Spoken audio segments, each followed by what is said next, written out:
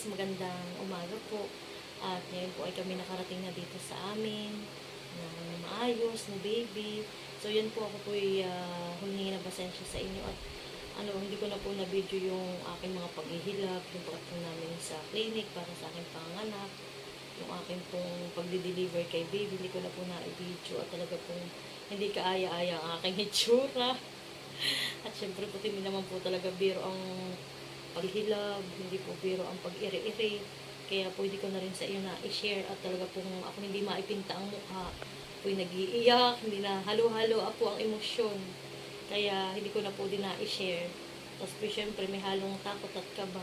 Kaya yun po, ako po'y nagpapasalamat at unang-una po ako nagpapasalamat kay Lord at kami po ni baby ay ligtas na i-deliver ko po si baby ng healthy at walang anumang karamdaman at ay papasalamat ako at kami ginabayan, binigyan ako ng lakas na makapanganak po ako ng maayos at normal. Ayan po yung pinagdadasal ko talaga na hanggat maaari po talaga ay wag akong ma-CS. Gawa po ng syempre, unang-una, mahal po talaga ang CS. Tapos po ay wala po dito sa amin. Kailangan mo pang lumuwas ng Manila or Lucena. At doon lang mayroon. Dito po sa amin ay wala. So kaya po ay nagpapasalamat at naging maayos po ang lahat. At syempre, nagpapasalamat din po ako sa lahat ng nagdasal sa amin. Nagpapasalamat din po ako sa mga nag-message po sa akin. Yan, sa mga nag-congrats po sa amin ni baby, sa aming mag-asawa. At syempre po, nagpapasalamat din ako sa aking mga magulang, kay nanay. Siya po yung nag-asikaso sa amin. At si ate Jacqueline. Yan, si ate po yung kasama ko doon. From nung ako po talaga naghihilab. Siya yung akin doon kasama-sama at yung aking asawa. At yan, thank you Ate Unik. From kay Maloy, ikaw talaga yung kasama ko sa aking, alam mo yan, yung paghihilab ko hanggang sa paglabas ng mga baby ko. Ikaw ang aking kasama. Maraming salamat sa iyo, ate, sa pagsuporta mo sa akin, sa aking asawa na laging nandiyan, nakaalalay. Salamat. At syempre po sa team ng ng RM dun po sa clinic na pinag-anakan ko, sa Lying In.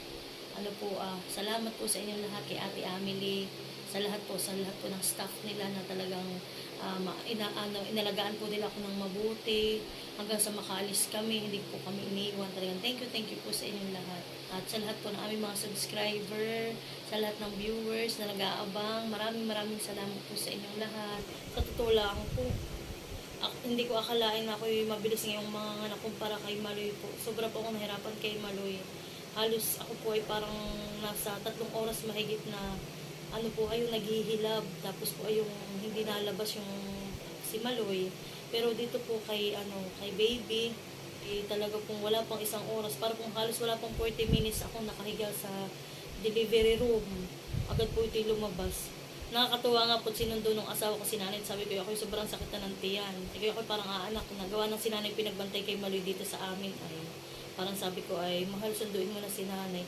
Pagdating po nila, malapit lang naman po. Siguro mahaling lang minuto lang mag-ang biyahe pag bayan to dito. Wala pang 10 minutes naman nanay.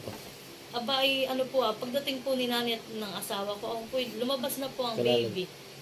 At nakabihis na.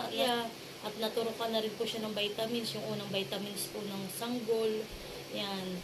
At syempre, thank you po talaga. Hindi ako magsasawang salamat sa inyo, sa lahat ng aking subscriber, sa lahat ng aming mga supporters. Ito na, may baby number 2. Yan po, at welcome sa outside world, baby. At kuya na si Maloy. Ang pangalan nga po pala ng aking baby ay si Jewel Erin. Pero Malia po ang aking palayaw. Ay iba po yung tawag ay Malay, ay wala naman po akong magagawa kung yun po ang gusto nila. So yan po, thank you so much po. At may papakita lang po ako sa inyo mga short video na yun po yung mga kinuha namin nung ako po ay medyo okay na ang pakiramdam ko. At yun po. So yan po, inyo na lang kung panoorin. So yan po muli, maraming salamat and God bless po. Ayan na po si baby. Mag-hey ka Maloy, dali. Tuntua po si Maloy. Ay, matagal naman siyang, madali din lang naman siya. Hindi naman na tayo pa siya. Pagtapos-pasan dito ka. Parang ang nagdugoy. Aming nene. Isipin na natin yun. Hindi mo na, piyak ka sa ulo. Marami kami sa ulo. No, kasi si tita, yung nga, kapasok na. Isang araw lang. Si tita. Parang mas mabilis yata ngayon siya mga anak. Oo, Mabilis na yun. mabilis. Ay, hindi. Nanganganay noon na. Uy, pero Si Bibi. Bibi. Madali ba? Wala akong problema din yan. Ay, wala mo kung madali naman siya kailangan. May anak po si Nakita Bibi. nila. Nakita na nila ang picture niya. si Emily wala lagi sa rikan. So yan po, at ang ating ulit ay naiwan dito. Si nanay po ay umalis na. Pinapadede na po ni ate. From 10 a.m. ngayon lang po dididi si baby, 5 p.m. na. 7 hours na. So yan naman po ay kaya a formula na milk si baby, ay ako po ay wala pang gatas. Pero po ako naman ay magpapa-breastfeed. Ayan po si Ate Unik ang aking kasama dito sa aking pag-aanak. Pati po si nanay at yung pong aking asawa. Maigi po tahimik si baby.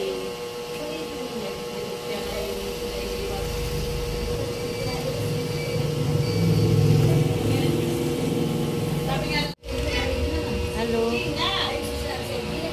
Nakikita sa mama isang bata. Ay, hindi sumama si Maloyhan eh.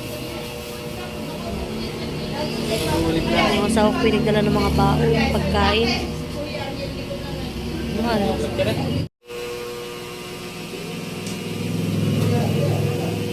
Dito. Yan pa tayo may bisita. Ay, wala si Maloy. Malikot tayo yun ay. Nagka-arte. Oh, baby. Buti ka. Ulit lang, ano eh. Ulit po kuya dati. May baby. Po tayo may mga bisita. Ayun. Tawag kayo ko na. Mamatay. Kami, kami pa kami. Naka-charge naman ito. Sobrang namang init. May baka maano ka na electric pa na. Tatawag na wala nila ang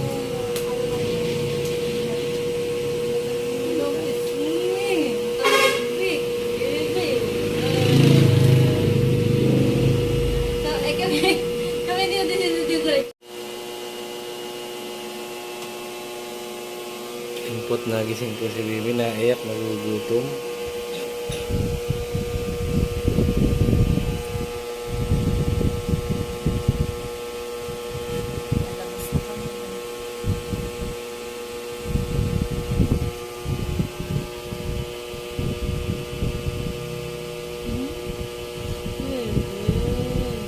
Maraming pula-pula.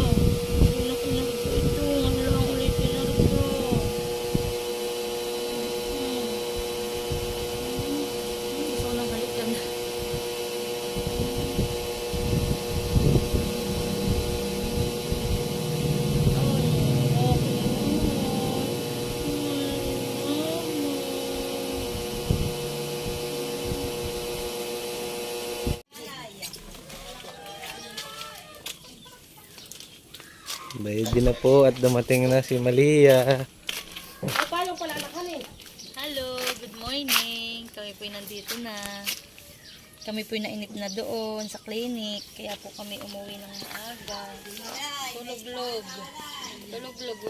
Nasasarapan po pagsakay sa tricycle. Naambun pala. Nandito ka na sa Abyawin, baby. Sabi ni ate, parang nagano na agad. Sino ka mukha lola? Sa mukha ni Maloy. Tingin nga bilog din ang mukha. Nani baka pumapag. Napakaliit. Oh, napaka-cute. Kamukha Ano, malay? Ako, alin ba na mukha? Magbihis ka, Maloy. Maliligo daw nga siya. Mami, sabi awing. Nakuha ni Dalaga. Madaming pula-pula. Ba't maraming pula-pula sa nili? Talaga po ano daw po. Normal daw po lang yun. Iya. Ay, nakay gutom na naman. Gutom na naman. May balinusan.